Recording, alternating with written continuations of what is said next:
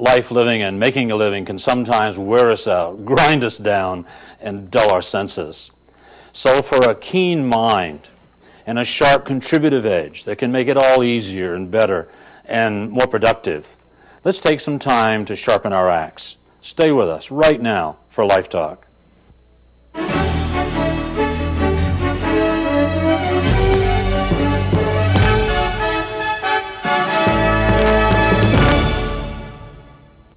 As my lovely companion and cohort would normally have said, you have either surfed to or purposely selected Life Talk, where we sit here and visit about life, living, and making a living in somewhat of an essay format. Now, Gina Fitt, my co-host, was not able to make it to the studio this evening, and we figure, well, the show must go on. And so rather than inviting you to eavesdrop on us, as you usually do, this evening I'm going to attempt to talk directly with you and, of course, do my regular doodling on my chart here. In the last few weeks, we've been developing what we've called a life formula. It's a fascinating thing. I know it's made a major contribution in my life, and in the opportunity that I've had to teach it to thousands of others, we've had some incredible breakthroughs and stories of shifts in people's lives and relationships and accelerations of their careers. And so I hope you don't take this too lightly, even though it's fairly simple. It took a long time to emerge over the years in my struggle for peace of mind and esteem and a sense of balance and being in command of the direction my life was taking. I'm going to just kind of do a quick overview, not too terribly much because there's a lot to cover this evening. But we've ended up with a life formula, and this is encased in a moment of time, if you would. A moment where normally we may not be conscious of it, but we're subject to a primal state. We're in an emotional state all the time. We're posturing. We're functioning, and we're subject to change. And so that can get pretty complex, and certainly you see evidence of it all around us in the stress that people experience and sometimes the breakdowns in the social conditions.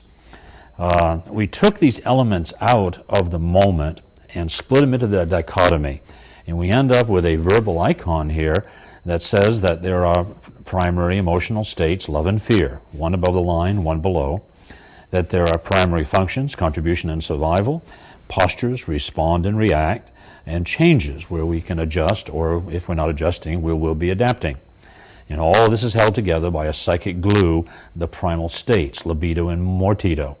And if you want to check back on some of the older shows, we had some unusual definitions for these words, different than the norm, because they're ancient Greek words, and they have a pretty significant difference in their meaning than typically that you'll find in the modern dictionary, which, by the way, gives us the common usage, not necessarily its semantical base or its origination. We know that when we're below the line, in a fear mode, surviving and reacting and having to adapt, that mortido kind of slips into our life and very toxic, and we tend to fight, flee, or freeze. We do it verbally, kinetically, or physically, and that always leads to inappropriate behavior, sometimes caused by irrational feelings. These are feelings that have nothing to do with what's happening at the moment. And so, boy, it can really go crazy on us if we're not careful. We attributed a lot of our difficulty to the fact that we have a thalamus and a hypothalamus that creates what someone once referred to as a hypothalamic chaos. The fact that deep inside of our brain, perhaps encased in a little cocoon the size of a kidney bean, is like a rattlesnake. And a rattlesnake functions. It perambulates and propagates and perpetuates in order to survive. And so we do much the same thing, verbally, kinetically, and physically. And this is all done out of fear. We briefly mentioned there were two primary fears, loud noises and falling. And that even then we can make adjustments and ultimately adapt even to those.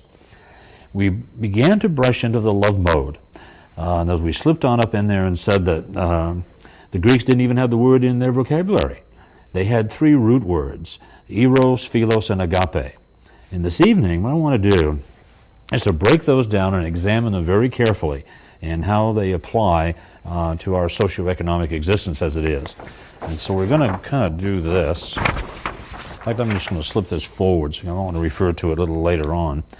And I'm going to take those three words, eros, philos, Philos, and agape, and more or less break them down. Those of us already in the know would look at that and say, well, that's that sexual love thing. And we know, however, that what this is really about is a natural emotional state. Now, eros is a natural emotional state. Natural in that it'll always be part of us. We'll never divorce ourselves from it completely, even though we may be able to manage it pretty well with practice and understanding. Emotional means there's two facets to it, and that is that when you're in eros, there is both love and fear. And the eros itself is not just love, it's love and fear. And the reason for that is that eros is about possessiveness. Now I bet that sounds familiar in our love language, possessiveness. I'm going to put that right in here, possessiveness. My girl, that's my guy. That's my husband, my wife, that's my son, that's my daddy. Another little kid comes along and says, that's my daddy. And then we have a sibling competition. Possessiveness. The desire for exclusivity. My God. My house. My car. My country. Right or wrong. Possessiveness, exclusivity. Now, if you possess something exclusively, you ought to be able to do something, and that's control it. And there's where the fear begins to emerge in an erotic relationship. There's pleasure when it works. There's no question that it's nice to be exclusive, to have, to hold, and to be held, to be regarded in that way. It's just when it doesn't work, and it's when it's incredibly painful. And if we're not careful in a relationship, even though the fear emerges infrequently and creates the pain, that the pain can undermine the relationship, even though the relationship might continue. We often wonder sometimes how people will continue in an abusive relationship. It might be sexual, physical, or a verbal abuse, and yet people remain in it. And we say, well, why do they do that? Well, it's easy for us to make that judgment objectively. But when you're in it, there's also a tendency for us to adapt. And those has a very powerful part of our mind, which is the subconscious, that says, hey, you're alive, don't sweat it. This must be the way it works. Since the subconscious is not that connected with the outside world, it's concerned primarily with survival. And if you're alive, so far so good, don't rock the boat. In other words, the subconscious doesn't feel the black eye and the broken rib. It just knows that, hey, this is what's happening. So far so good. Let's hang in.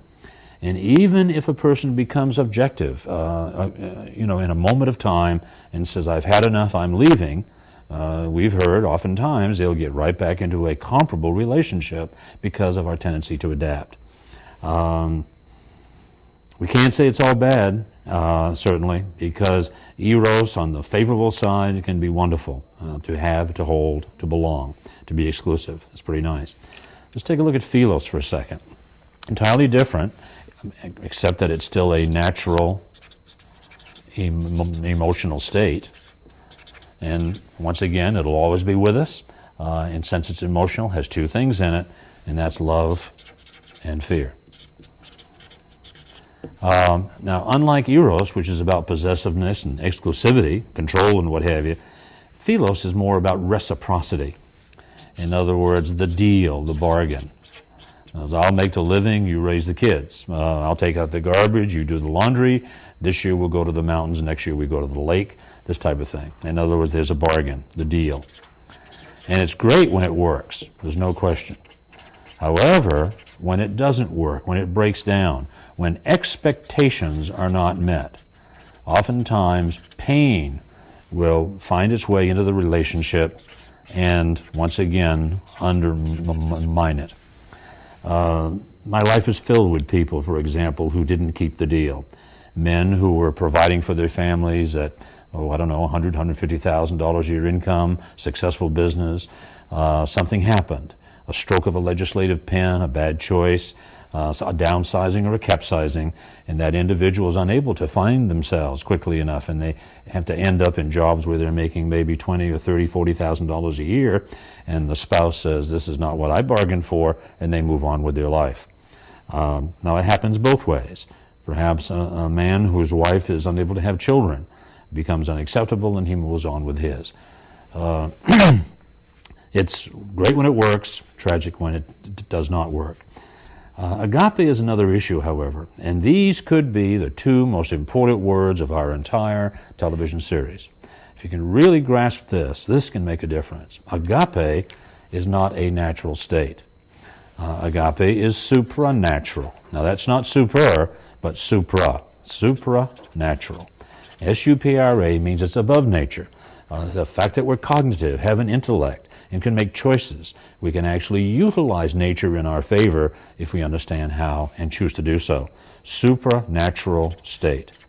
And rather than being emotional, it's volitional, a volitional state. And volitional means that it is a commitment of the will. In other words, I love you. You see, with my understanding and the practice I've done, I have a right to say that to you. I love you, and that's my joy and my pleasure and my strength. It doesn't matter what you think of me. It doesn't matter what you say about me or what you do to me. I have the capacity, to love you. In other words, there's nothing but love in it. No deals. That doesn't mean I need to possess or that I need to control. It doesn't mean that I expect anything out of you. It's just that this is a choice that I've made. There's nothing but pleasure in it. And, oddly enough, a huge amount of power. Huge amount of power. Not over someone else, but over myself. There's a lot of peace of mind and esteem that can come from a practice-developed agape. There's a sort of a pop psychology that's kind of circulated around. I'm sure you probably heard it. That if you're in a relationship with someone and you really love them, but somehow they're unhappy, incomplete, dissatisfied, let them go. And if it was meant to be, they'll return and you'll have a better relationship than ever. I bet you've heard that. And it can work that way. I've had the experience. I know we can do this. On the other hand, if you love someone and they're incomplete and unhappy and unfulfilled, let them go. And if they found someone that they were ecstatic with, fulfilled and complete, how would you feel? If you really loved them, how would you feel? Yes, you could be happy for them. It doesn't mean you wouldn't have moments of sadness, perhaps a bereavement, some grief would attend. But the thing of it is, you could be happy for them and let that be that way. We have that capacity. It's supernatural, and it's a choice that we have to make and practice. Since it's supernatural, not natural, it's going to take some practice. What's the alternative, by the way? What's the alternative? Let's take a look. With eros, if you love someone, let them go. If they're unhappy and unfulfilled. And if they don't come back, you hunt them down and kill them. In other words, that's not a very good alternative. And yet, does it happen? I don't think a single day goes by when we don't read in the paper where someone actually said, if I can't have you, nobody will, and there's a murder. Just yesterday, I read about this tragic case where this beautiful woman finally left an abusive relationship after having had 3 children. The father had visitation rights and temporary custody rights, and he killed all 3 of those boys and himself. This is what can happen from eros and philos. Unfulfilled expectations, the desire to control, not being able to, and life going awry. And it's terrible. Eros. Philos, if you love someone and they're unfulfilled and incomplete, you let them go. And before you do, however, you cut the credit card, split the books up, make arrangements, who's going to get the kids, who's going to get the property, how quick can you sell the home, etc., etc., etc. How many lives have been destroyed because of expectations? It's kind of like every holiday I'm acquainted with someone who, otherwise intelligent, business people, well-educated, nearly kill themselves eating 2 major meals because they're expected to eat home for dinner. As an analogy I use occasionally about this sweet elderly old lady who sends out 100 Christmas cards, and everybody goes, oh, she's so filled with love. But she doesn't get a single one back. Not a phone call, not a card, not a letter, not a word, and she's in a rage. You see, that wasn't necessarily just a love act. It was a philos act. She wanted some expectation. See, philos is a root word for philanthropy, which is not charity. Typically, if we have a philanthropist who extends $1 million or $2 million, there's usually a reciprocal move. In other words, their name is on the wing of the hospital, or they have a street named after them. Something has come back in order to enhance their name and their heritage. That's philos. So you have eros, philos, and agape. Take a moment and go back with me.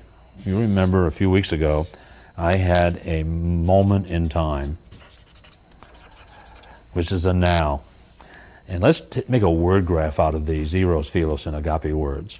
And I would say that the vast majority of people that we see walking around us, including ourselves, if we could do this word graph, it would probably look a whole lot like this: eros and philos. And there might be a little agape snuck in there somewhere, you know what I mean? Because they heard it at church or something. This would be fairly typical. On the other hand, imagine if through practice, understanding, application, and what have you, we could take that agape and expand it, cause it to grow. A big, bold agape here. What would have to happen, okay, to the eros and philos? It would diminish. And it would be tucked away in here in such a way as to be appropriate.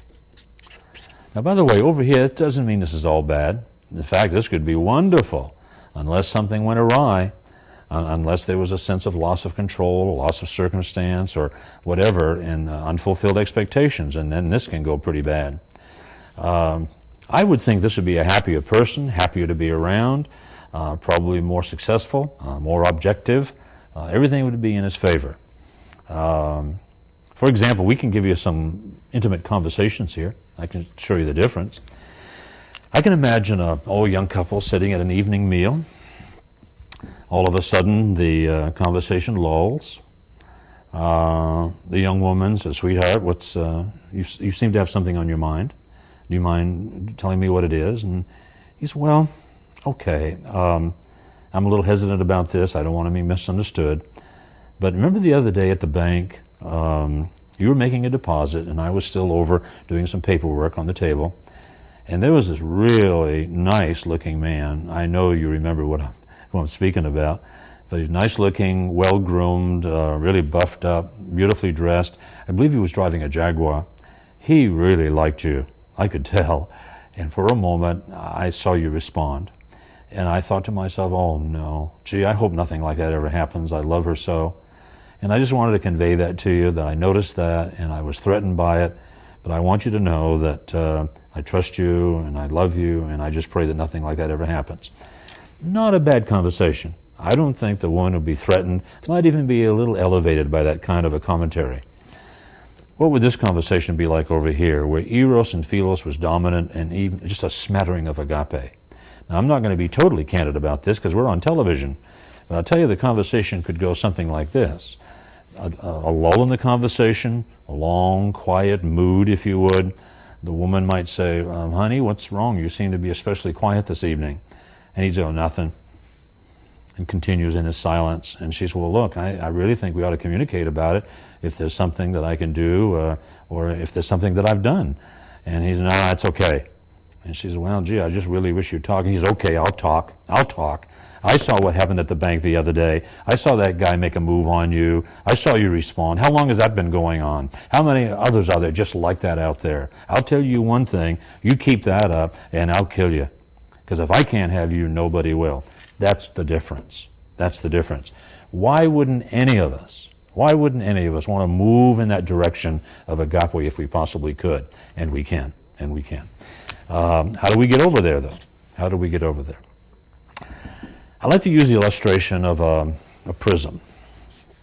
Because if we had a prism, wish I brought one to the studio this evening, but I think you know what I'm saying. You shine light through a prism. And what comes out the other side? Clear facets of color. Colors of the rainbow, the blue, the red, the yellows. I mean, in the beauty. And I think you'll agree, too, that the higher quality of the prism, the clearer the facets of color. Well, if through the prism of our intellect, the fact that we have this magnificent mechanism inside of our cranium, remember 115 billion brain cells, electrochemically connected to all the other cells, capable of understanding and intellect, awareness, knowledge, skill? Yes. If through the prism of our intellect we could shine love, out the other, and I'm speaking here of agape, out the other side would come 10 clear facets of love. 10 clear facets of love that could be understood, could be practiced, could be enriched, could be strengthened, and therefore the agape would grow and grow and grow. And as that happened, eros and philos would diminish. And you would have a much healthier state and be a lot easier to be around, a lot easier to be. Now, we don't have a lot of time, but I am going to go ahead and just very briefly start into those 10 facets of love. More or less as a bait to get back with us next week, if you would, when we'll conclude the life formula. But 10 facets of love. 1, 2, 3, 4, 5, 6, 7, 8, 9, 10. The first facet of agape love is courtesy. You know what it's like during courtship, the held doors and the coats and the pleases and the thank yous and what have you. And it's the very thing that begins to diminish after the relationship gets established, particularly after sexual activity gets in there and a little bit of control issues begin to come into play. Courtesy begins to diminish. And pretty soon it's get your own door. What, your arm broken or something? There's fewer pleases and thank yous and what have you. But the thing of it is, unless you are predeterminedly, purposely courteous, you will from time to time be discourteous. That's a natural reaction to life's disappointments. Okay? So it is possible, however, that if you predetermine, if you make up your mind, if you commit volitionally to being courteous, you can do that every single day, every moment of every day, if you choose to. Courtesy. Kindness is one. You see, unless you are purposely kind, predeterminedly kind, there will be moments from time to time when you will be unkind. Patience. Patience. What is patience? It's a practiced ability to not be impatient. This is one of the more challenging facets, quite frankly, because other people can linger or kind of get in your way. We find that in traffic a lot. And it's awfully easy to lose our patience, and yet we have a choice to not do that. Courtesy, kindness, patience, humility. Oh, I don't mean, in this case, prostrating ourselves in front of someone saying, I'm no good, low down, and worthless. But humility is not taking ourselves too seriously, not taking things too seriously, not jumping all over everything when something occurs. Just stand back, give it time, empathize if you would, and maybe come back later, and address an issue that was painful, when things are more comfortable and less stressful. As a matter of fact, my experience has been that if you're in an relationship with someone, that perhaps if they were inappropriate or insensitive or unkind or discourteous, that in a few hours or a day or so, they're going to address it. And they're going to recall the incident and say, you remember, I really wasn't as nice as I probably could have been, should have been, would have been if I'd have had my wits about me. I apologize. I'd like you to forgive me, and I'll work at not letting that happen again. And it's smooth, it's silk, and after a while those things don't even come up. Courtesy, kindness, patience, humility, and sincerity. Sincerity. I wanted to get these first few done so that we could spend a lot of time on the next 5 in our next show. Once again, courtesy, kindness, patience, humility, and sincerity. And one of the things that you can start doing this evening and tomorrow is to start practicing one of these per day.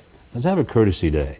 When you get up in the morning and say, this is going to be my courtesy day, and everyone I encounter, I'm going to really extend myself beyond my norm so that I can make that adjustment and get better and better and better.